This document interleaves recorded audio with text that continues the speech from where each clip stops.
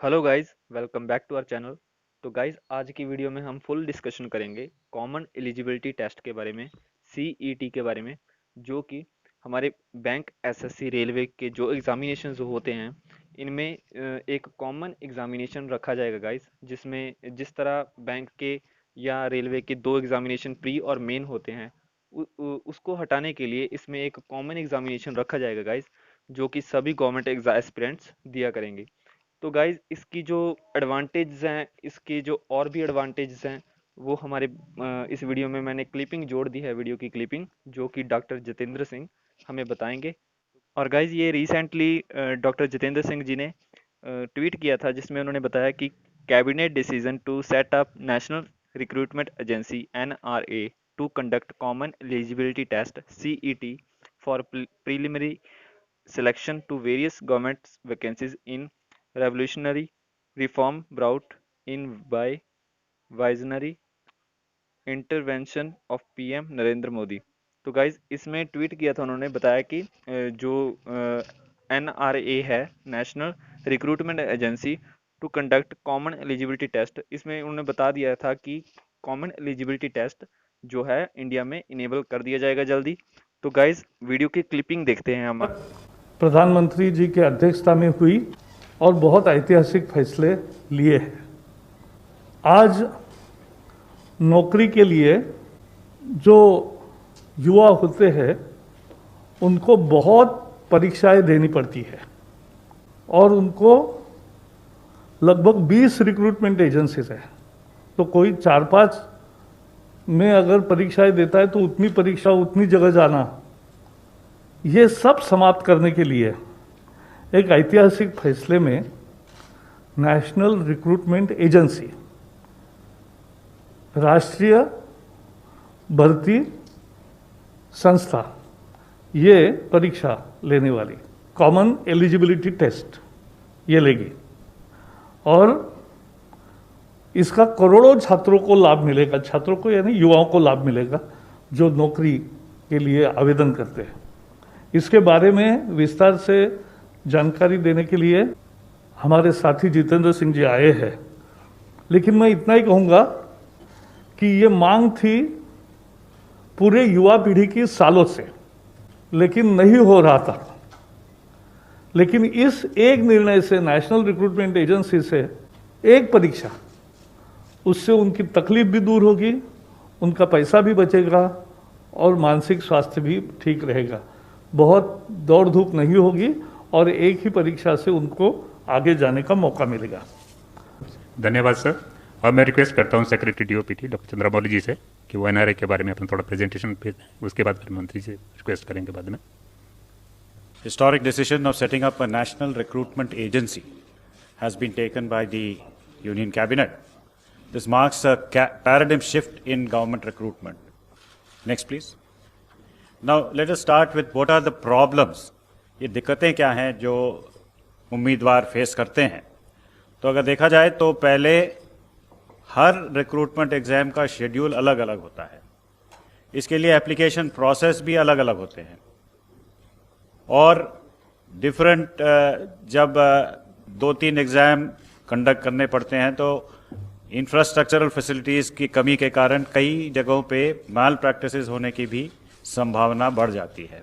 खासकर ये जो सेंटर्स हैं ये ज़्यादातर अर्बन एरियाज़ में होने के कारण कई ग्रामीण इलाके से जो कैंडिडेट्स आते हैं या जो महिला कैंडिडेट्स होते हैं या दिव्यांग कैंडिडेट्स होते हैं, उनको यात्रा करने में खर्चा जो होता है और साथ में किसी को एस्कॉर्ट भी लाना पड़ता है, वहाँ रुकना पड़ता है, ये सब खर्चे जो हैं बहुत एक इम्पेडिमेंट बन जाते हैं कि ज़्यादा एग्ज़ाम में पार्टिसिपेट करने के लिए ये एक बहुत बड़ा बाधा हो जाता है। फीस, अब हर एग्ज़ाम का फीस अलग होता है और उसका भरने का तरीका भी अलग होता है। कोई मतलब ऑनलाइन भर लेता है, कोई मतलब डीडी मांगता है, या ऐसे कई दिक्कतें आती हैं, मल्टीपल फीस देने पड़ते हैं। एग्जामिनेशन डेट्स कई बार क्लैश हो जाते हैं एक एजेंसी और दूसरे एजेंसी के बीच, तो कैंडिडेट को ये फिर निर्णय लेना पड़ता है कि कौन सा एग्ज़ाम छोड़ें और कौन सा एग्ज़ाम दें। बहुत ये इंफ्रास्ट्रक्चर की कमी भी महसूस होती है क्योंकि कुछ ही सेंटर्स में ये एग्जामिनेशन करवाए जाते हैं जहाँ पे कंप्यूटर फैसिलिटीज़ है, जो ज़्यादातर अर्बन एरियाज़ में ही होते हैं। तो वहाँ इंफ्रास्ट्रक्चर की भी कमी महसूस की जाती है। ट्रांसपोर्टेशन एंड लॉजिंग, जैसे मैंने कहा, इसको गांव या दूर दराज इलाकों से उनको सेंटर में आने में दिक्कतें होती हैं ट्रांसपोर्टेशन की, और रहने की। उस जगह पे 1-2 दिन रुकना पड़ता है, उसके लिए फिर लोगों को साथ में कोई एस्कॉर्ट भी लाना पड़ता है लोगों को। हर एग्जाम का करिकुलम, पाठ्यक्रम जो है वो अलग अलग निर्णय, तो हर एक के लिए पढ़ाई जो करनी पड़ती है वो अलग ढंग से करनी पड़ती है। हालांकि लेवल एक ही है, जो भी एग्जाम्स दे रहे हैं उनका लेवल एक ही है, लेकिन उनको डिफरेंट करिकुलम, डिफरेंट पाठ्यक्रम होने के कारण उनको अलग अलग से तैयारी करनी पड़ती है।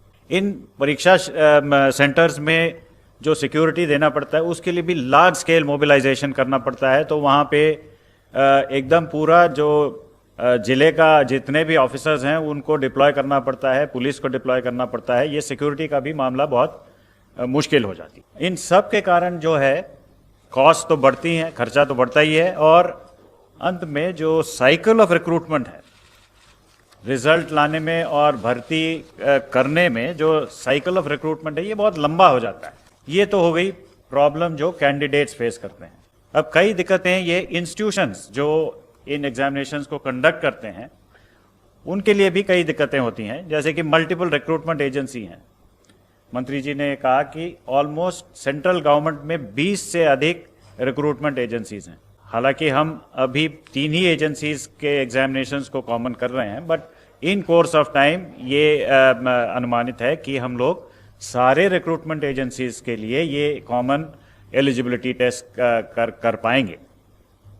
तो मल्टीपल रिक्रूटमेंट एजेंसीज हैं, मल्टीपल टायर्स ऑफ एग्जामिनेशन है। टायर 1 जो होता है वो प्रिलिमिनरी टाइप का होता है, जहां पे करीबन 2.5 करोड़ से ज़्यादा कैंडिडेट्स उसको लेते हैं। तो उसके बाद वहां से फिल्टर होके मेन एग्जाम जो है टायर 2 कहलाता है। तो टायर 2, टायर 3 एग्जामिनेशंस के लिए वो तैयार होते हैं। तो ये मल्टीपल टायर्स ऑफ एग्जाम जहां भी हो रहा है, तो बार बार एग्जामिनेशन देते देते ऑलमोस्ट सारे साल में इंस्टीट्यूशन को कुछ ना कुछ, कहीं ना कहीं, मतलब एग्जामिनेशन करने के लिए कुछ तैयारी करनी पड़ती है। लैक ऑफ स्टैंडर्डाइजेशन, एक समान स्तर का ये एग्जामिनेशन नहीं होता है, कहीं बहुत इजी हो जाता है, कहीं बहुत डिफिकल्ट हो जाता है। तो इसको एक समान स्तर पे लाने के लिए एक स्टैंडर्डाइजेशन प्रोसेस की भी जरूरत है। वेन्यूज, एग्जामिनेशन कंडक्ट करने के लिए जो वेन्यूज हैं वो बहुत ही लिमिटेड हैं, एंड मोस्टली ये अर्बन एरिया में, शहरों में ही पाए जाते हैं। तो अवेलेबिलिटी ऑफ वेन्यूज के बेसिस पे भी हमको एग्जामिनेशन के शेड्यूल को एडजस्ट करना पड़ता है। सिक्योरिटी का तो मैंने कह दिया पहले ही। सुपरविजन और इन्विजिलेशन के लिए जो स्टाफ डिप्लॉय करने पड़ते हैं वो भी लिमिटेड है। लेकिन मल्टीपल एग्जामिनेशंस, मल्टीपल ऑर्गेनाइजेशन जब करती है, उन्हीं लोगों को इन्विजिलेशन के लिए लगाया जाता है। तो almost through out the year उनको भी इस काम पे लगाना पड़ता है। प्रोसेसिंग ऑफ एप्लीकेशन अलग अलग होती हैं, तो उस पे भी दिक्कतें आती हैं, खर्चा बढ़ता है, एफर्ट बढ़ती है, और रिजल्ट फाइनलाइजेशन में काफ़ी देर लगता है, और long cycle of recruitment institutions के लिए भी एक प्रॉब्लम बन जाता है। Just to give you an idea कि कितने लोग लेते हैं, 1 लाख, करीबन 1,25,000 वैकेंसीज हर साल सेंट्रल गवर्नमेंट में group B and group C में अराइज करते हैं, जिसमें 2.5 से 3 करोड़ लोग इसको लेते हैं। ये बस 3 ऑर्गेनाइजेशंस की बात कर रहा हूँ। रेलवे में रेलवे रिक्रूटमेंट बोर्ड है, बैंक्स के लिए IBPS है, और बाकी सरकारी कामों के लिए SSC है। इन तीनों ऑर्गेनाइजेशंस में अगर आंकड़े लिए जाएं तो ऑलमोस्ट 2.5 से 3 करोड़ लोग बारी बारी से हर एग्जाम को देते जाते हैं। मतलब पहले मैंने RRB दे दिया, उसके बाद SSC भी दे दिया, उसके बाद IBPS भी दे दिया। मतलब सारे पूरे साल में मैं एग्जामिनेशन ही देता रहता हूँ जब तक मेरे को काम मिल नहीं जाता है। तो अब एटलीस्ट एक लेवल इसमें कम हो जाएगा। Next please. जो कॉमन एलिजिबिलिटी टेस्ट, एक ही टेस्ट इन तीनों ऑर्गेनाइजेशंस, एंड जो भी ऑर्गेनाइजेशन ये स्कोर लेके उसमें भर्ती करना चाहती है, तो वो इस कॉमन एलिजिबिलिटी एग्जाम के बेसिस पे जो स्कोर्स मिलेंगे उनको लेके अगले लेवल एग्जामिनेशन के लिए वो एक्सेप्ट करेंगे। तो ये नेशनल रिक्रूटमेंट एजेंसी एक सोसाइटी होगी, autonomous society under societies act. तो इसमें तीनों एजेंसीज के रिप्रेजेंटेटिव्स होंगे, जैसे मैंने कहा एसएससी के, आरआरबी के और आईबीपीएस के, तीनों के रिप्रेजेंटेटिव्स होंगे इस सोसाइटी को फॉर्म करने में, गवर्निंग बॉडीज में। ये कंडक्ट करेगा टायर 1 एग्जामिनेशन, जिसमें सबसे अधिक लोग पार्टिसिपेट करते हैं, वो 2.5 करोड़ जो मैंने कहा, वो फर्स्ट लेवल एग्जामिनेशन है, टायर 1 एग्जामिनेशन है, उसको कंडक्ट करेगी। ये फुल्ली ऑनलाइन एग्जाम होगा, कंप्यूटर बेस्ड एग्जाम होगा, और उसके स्कोर्स जो हैं वो इमीडिएटली कैंडिडेट को मिल जाएगा, जिसके बेसिस पे वो किसी भी एजेंसी में अपना, या एसएससी हो या आरआरबी हो या आईबीपीएस हो, उस स्कोर के आधार पे वो अप्लाई करके अगले लेवल एग्जामिनेशन ले सकते हैं। अब तीन ही एजेंसीज को पहले लिया है हमने, लेकिन in due course of time जैसे जैसे ये स्टेबलाइज होता जाएगा तो सारे रिक्रूटमेंट एजेंसीज में इस स्कोर को एक्सेप्टेंस देने की, इसको एक्सपैंड करने की भी हम सोच रहे हैं। तो इसमें फ़ायदा ये होगा कि स्टैंडर्ड करिकुलम होगा, एक ही करिकुलम होगा, एक पाठ्यक्रम के अनुसार एग्जाम दिया जा सकता है। हर जिले में, ये बहुत ही महत्वपूर्ण पॉइंट है कि हर जिले में एग्जामिनेशन सेंटर्स एटलीस्ट एक, और जहां कैंडिडेट्स ज़्यादा हैं तो मोर देन एक, सेवरल सेंटर्स खोले जाएंगे, सो दैट ये जो अर्बन बायस है, जो दूर दराज इलाके में जो सेंटर्स नहीं हैं, अब हर जिले में ये सेंटर खोले जाएंगे। तो this will be a big bone for women, for the poor and the rural candidates. There will be a standard degree of difficulty. So nobody can say that exam was easy, this exam was difficult. There will be standard degree of difficulty. And another important thing is ये multiple languages में होंगे.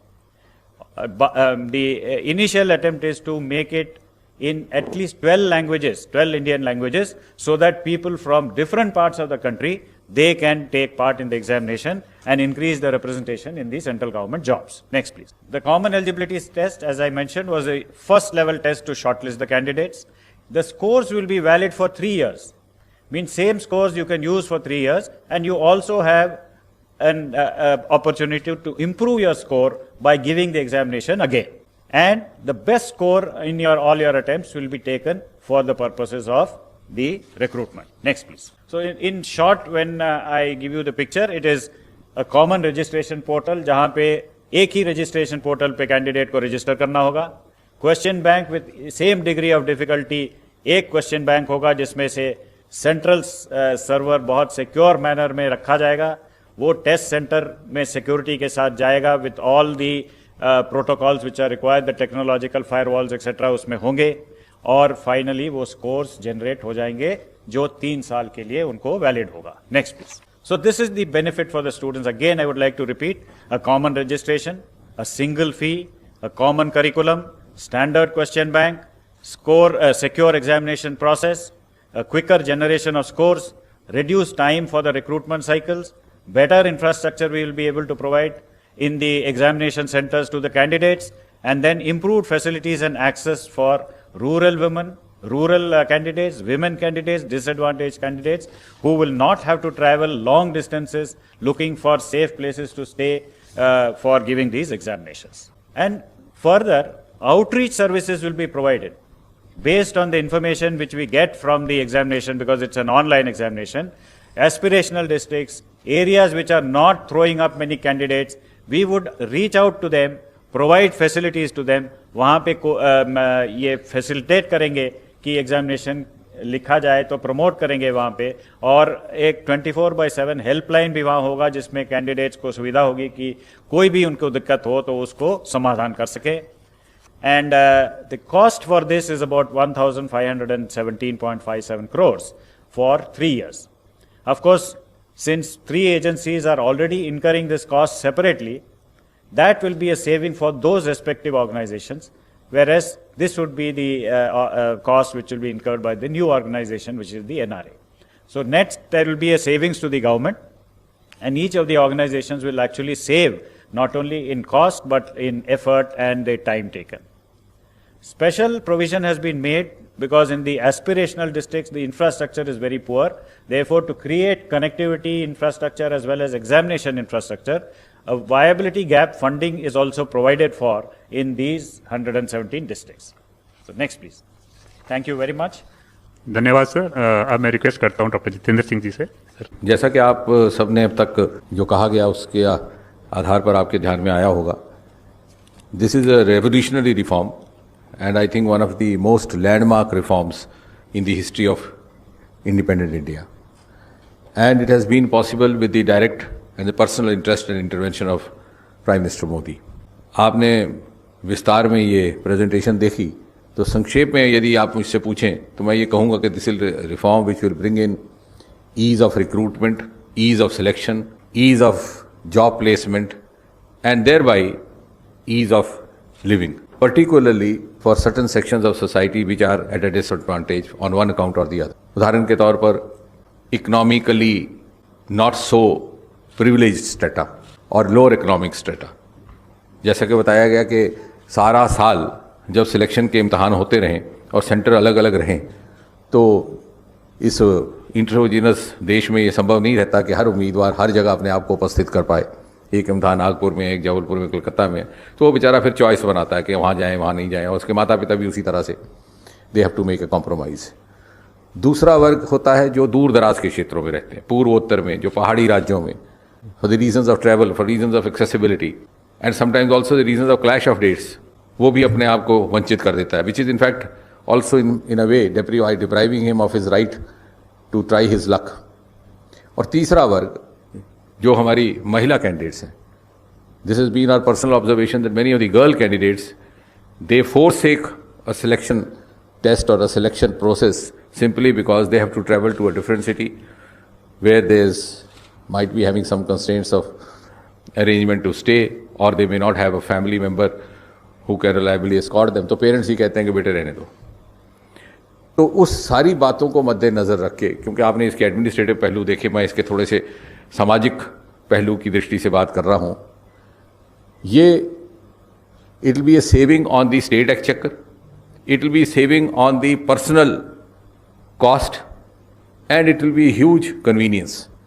सो in other words it is a combination of convenience and cost effectiveness. और जो 20 भारत सरकार की agencies हैं, उसमें अभी हमने प्रारंभ में 3 एजेंसीज़ को शामिल किया, आगे जाके बाकी भी होंगी। इन सब के अलग अलग चरण में टेस्ट होते हैं, लेकिन जो पहला रहता है, which is more or less an elementary test, which is also known as a preliminary test, is by and large of a very common denomination and a general denomination, it's not a specialised test.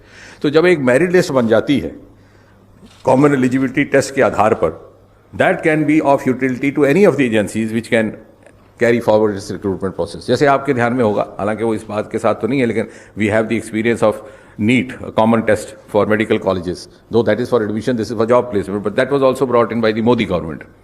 इसी तरह से पहले AIEEE होता था, वो IIT JEE है, और उस लिस्ट को सभी उपयोग में लाते हैं। वो लिस्ट केवल 1 साल वैलिड रहती है, 3 साल वैलिड रहेगी। तो देखिए उम्मीदवार को कितनी सहूलत हो गई कि उसको फिर उसके बाद अपियर नहीं होने की जरूरत है 3 साल, unless we have given him the option, he can try again also to seek to improve his merit, because that is his fundamental right, we don't want to deprive him.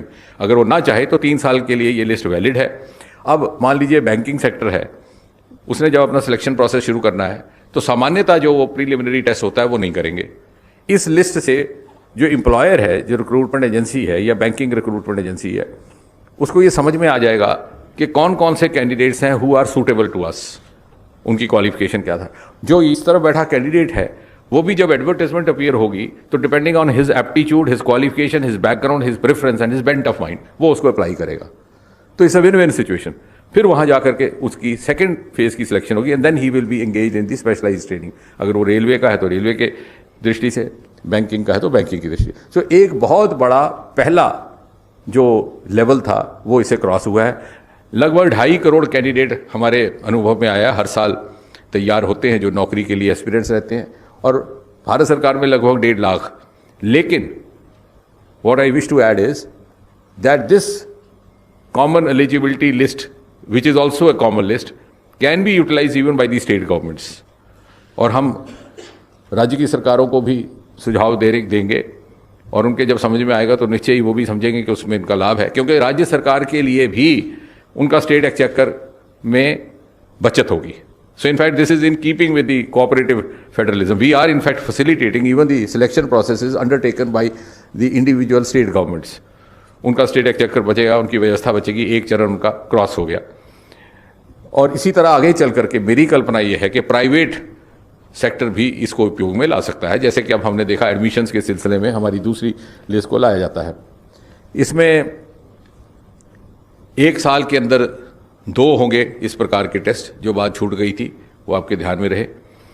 और जैसा कि बताया गया है आपको कि 1000 centre to begin with and at least 1 center necessarily in each district, so that, in other words, you can put it that no candidate will have to travel outside his district, which is a huge relief for those who come from background like many of us who had never seen a train. Actually, I had never seen a train before I went to a professional college.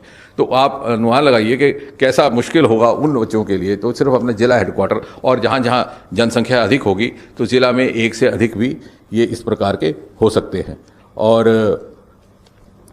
इसके अलावा age relaxation में और जो बाकी सुविधाएं हैं उसमें कोई अंतर नहीं है। The age bar he can try as many times as he wants till his age permits. जो दूसरी कंसेशंस हैं फीस रियायती की वो भी वैसी रहेंगी, बल्कि एक इसमें फर्दर इंप्रूवमेंट ये है कि पहले एक ज़माने में सिर्फ 2 लैंग्वेजेस में टेस्ट होता था, अब ये 12 लैंग्वेजेस में होगा। And gradually will go on increasing the number of languages so that we can try to include as many languages as possible from the 8th schedule.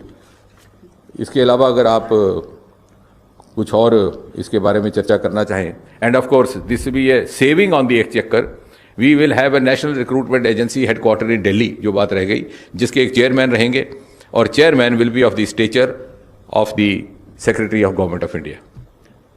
धन्यवाद सर। अभी हम आपसे कुछ क्वेश्चन ले सकते हैं। I think 29। सर मेरा सवाल जितेंद्र सर से है। सर एक बात बताएं कि इसमें उम्र को लेके आपने कहा कि एज बार वो किस तरीके से होगा? मान लीजिए रेलवे में उम्र की कोई सीमा है, बैंक में कुछ सीमा है, एसएससी की कुछ सीमा है, तो क्या इसमें कोई कॉमन उम्र की सीमा होगी या फिर ऐसा?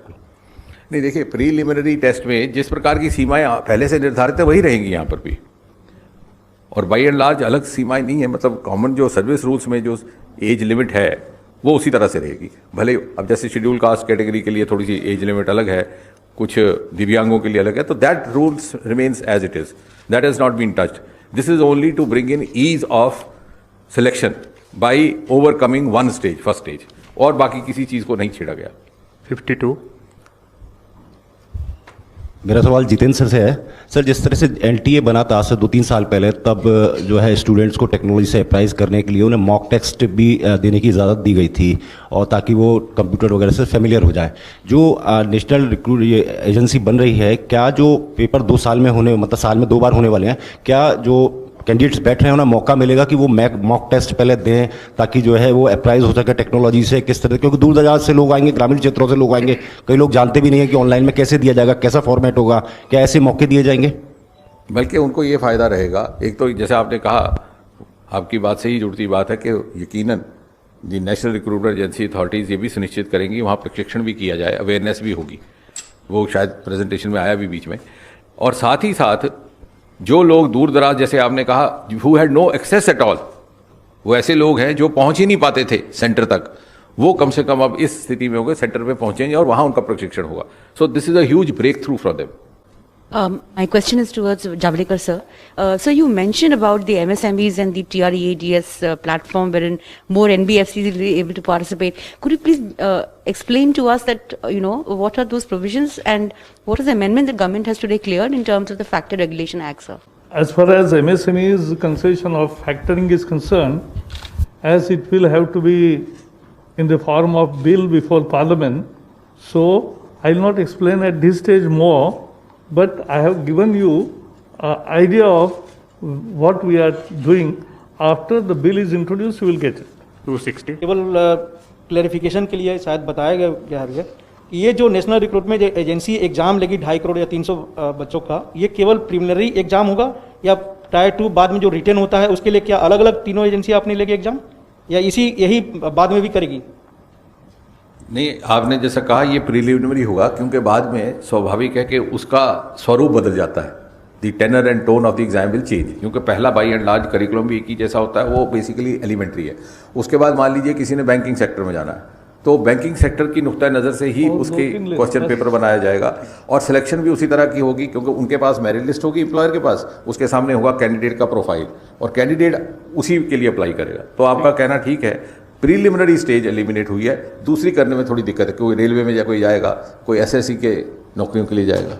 सर उसी सवाल पे, मतलब आरआरबी, एसएससी और आईबीपीएस जो बैंक, ये एबॉलिश नहीं हो रहे हैं? नहीं, एबॉलिश करने की बात नहीं है, हम उनको फैसिलिटेट कर रहे हैं, जो उनका पहला टेस्ट है। और ये अभी चूँकि नया प्रयोग है और नया इंटरवेंशन, नया रिफॉर्म है, तो टू बिगिन विद 3 इसमें शामिल है। आगे चल के और इसी अनुभव के आधार पर बाकी रिक्रूटमेंट एजेंसीज को भी शामिल किया जा सकता है। नहीं, जैसे अगर मैं एक कैंडिडेट हूँ, मैं फर्स्ट राउंड ये देता हूँ, मुझे जितने भी मार्क्स स्कोर में जितने आएंगे वो लेके मुझे फिर इन तीनों एजेंसी में से जो भी नौकरी जहाँ भी चाहिए वहाँ मैं जा सकता हूँ। अगर आप उस लेजिटिमेट लिस्ट में आ जाते हैं, तो अब आपको जो एडवर्टाइजमेंट अगली आएगी, मान लीजिए बैंकिंग की, तो आपने उसको अप्लाई किया, उसने आपको देखा, आपने उसको देखा, दोनों की अगर अनुकूलता मिल गई तो आपको नौकरी मिल गई या आपकी सिलेक्शन हो गई for the next stage of test, which will of course be more specialised, क्योंकि आपके जॉब की नौयत और उसके रिक्वायरमेंट के हिसाब से। लेकिन जो उसने पहले एक टेस्ट करना था, उससे आप बच गए, वो भी बच गए कंडक्ट करने से, और आपको वो दुविधा नहीं रही कि आपको जगह जगह 20 सेंटरों पे जाना पड़े या 20 जगह। और उसमें क्या होता था, तो कई बार आप कॉम्प्रोमाइज़ कर लेते थे कि साहब चलिए इस बार वो करेंगे, उसमें नहीं अपीयर होते। अब इसमें आपके लिए खुल गया, आप हर जगह एलिजिबल हो गए।